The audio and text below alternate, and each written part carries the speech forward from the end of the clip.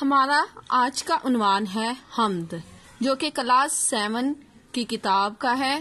Class 7 के लिए हम्द के लफ्जी मानी है तारीफ करना। हम्द सनफ़े नज़म की ऐसी किस्म है जिसमें सिर्फ और सिर्फ अल्लाह की तारीफ बयान की जाती है। ये नज़म अकबर आला इबादी की है।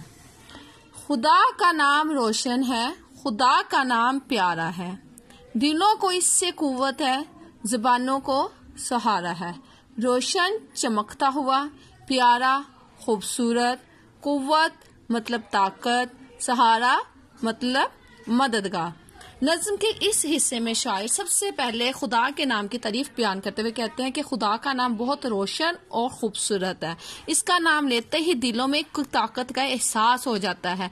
ऐसा लगता है कि हमारी तमाम मुश्किलात खत्म हो गई और हमें एक मदद हासिल हो जाती है। खुदा ही है जमीन और आसमान का खालिक व मालिक, उसी की कुदरत और सन्नत ने आलम को संवारा है। खालिक मतलब पैदा करने वाला, सन्नत कारीगरी, आलम दुनिया, संवारा सजाया। इस हिस्से में शायर कह रहा है कि खुद इस कायनात को, इस जमीन और आसमान को अल्लाह ने पैदा किया है और वही उसका मालिक है। और ना सिर्फ इस कायनात को पैदा किया है बल्कि इसमें अपनी कारीगरी के दिलकश नमूने भी सजाए हैं। तमाशा उसकी कुदरत का है बड़ो बहर में हरदम, इधर मौजे हवा की हैं, उधर पानी का दारा है।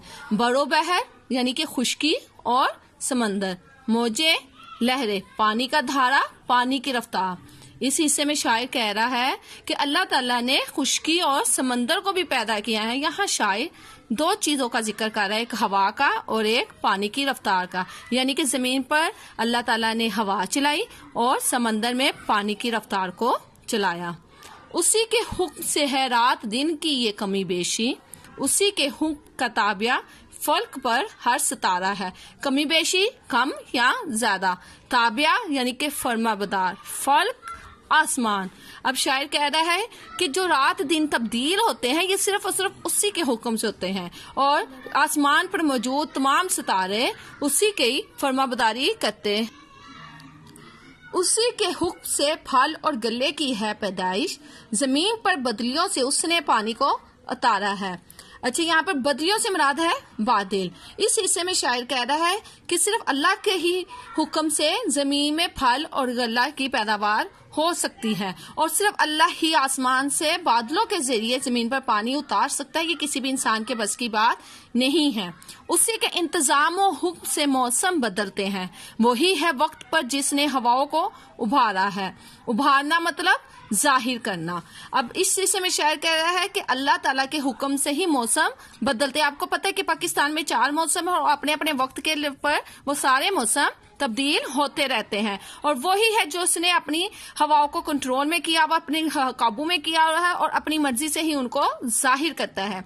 जमीन पर सब्ज़े गुल की नमूदे कैसी प्यारी हैं, फल्क पर चांद सूरज का भी क्या दिलकश नजारा है। सब्ज़े गुल यानी कि घास पौधे, नमूदे, नमूदे मतलब नशोनुमा, फल्क जैसे पहले बताया कि आसमान, दिलकश खूबसूरत, नजारा मंजर की जमा।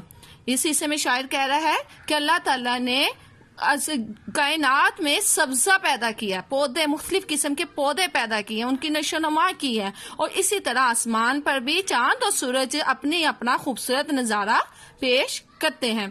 कोई जरा नहीं आलम में उसके इल्म से बाहिर, जो मर्जी उसकी है दखल उसमें दे, ये किसको यारा है। अब यहाँ शायर कह रहा है कि दुनिया में कोई भी ऐसा कतरा नहीं है, कोई भी ऐसी चीज नहीं है जो कि उसके इल्म से बाहिर हो, उसे उसका इल्म है और किसी भी इंसान की हिम्मत नहीं है कि वो अल्लाह की मर्जी में अपनी दखल अंदाजी कर सके।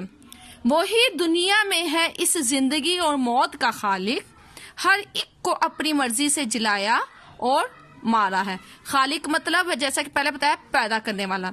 यहाँ पर जिलाया का मतलब जिलाना नहीं है, यहाँ पर जीम के नीचे जेर है जिसका मतलब है पैदा करना। अब इस हिस्से में शायर कह रहा है कि हमारी जो जिंदगी और मौत का मालिक है वो है अल्लाह ताला है और वही अपनी मर्जी से हमें पैदा भी करता है और अपनी ही मर्जी से हमें मारता है। दो रोजा जिंदगी है जाहो हशमत पर ना हो गाफिल, फरीदू है ना खैसरो, सिकंदर है ना दारा है। अब इस हिस्से में शायर जिंदगी दुनिया की हकीकत बयान करते हुए कह रहा है कि इंसान की ये जो जिंदगी है वो 2 रोज की है और वो अपनी जिंदगी में इतना गाफिल हो जाता है कि वो बाकी तमाम कामों को भूल जाता है। यहाँ पर शायद मुख्तलिफ बादशाहों का जिक्र करता है, जैसे फरीदू के खैसरो, सिकंदर और दारा, कि ये इतने इतने बादशाह, बड़े बड़े बादशाह भी हैं, लेकिन वो भी आखिर एक दिन खाक में मिल गए हैं। ये जब तक सांस चलती है समझते हो हम ही हम हैं, अज्जल जब सर पर आ पहुंची तो फिर क्या बस हमारा है। अभी इसी समय शायर कह रहा है कि जब तक हम लोग जिंदा है हम लोग मुख्तलिफ काम करते हैं, हम लोग समझते हैं कि शायद हमें पूछने वाला कोई नहीं है, लेकिन जब हमें मौत आ जाती है तो फिर हमारा कोई भी इख्तियार नहीं रहता, हम बेबस हो जाते हैं। करो तायद खुदा की बस वही मबूदे बरहक है, उसी की शान यकताई जहां में इशारा है। तायद मतलब इबादत करना, मबूद जिसकी इबादत की जाए, बरहक यानी के हक पर, शान यकताई शान में अकेला, आशकारा, जाहिर। अब शायर कह रहा है कि सिर्फ ऐसे खुदा, उसी खुदा की इबादत करो जो इबादत के लायक है, जो हक पर है, जो अपनी पूरी दुनिया को अपने काबू में किया, अपनी पूरी दुनिया उसी की फरमाबरदारी कर रही है। अगर अमाल अच्छे हैं तो पाओगे बड़े दर्जे, समझ लो इम्तिहान इस दारे फानी में तुम्हारा है। अब यहाँ शायर इस दुनिया को एक इम्तिहान गाह से तशबीह दे रहा है। वो कह रहा है कि ये दुनिया एक इम्तिहान गाह है, जिस तरह हम लोग इम्तिहान में इम्तिहान देते हो बाद में अच्छे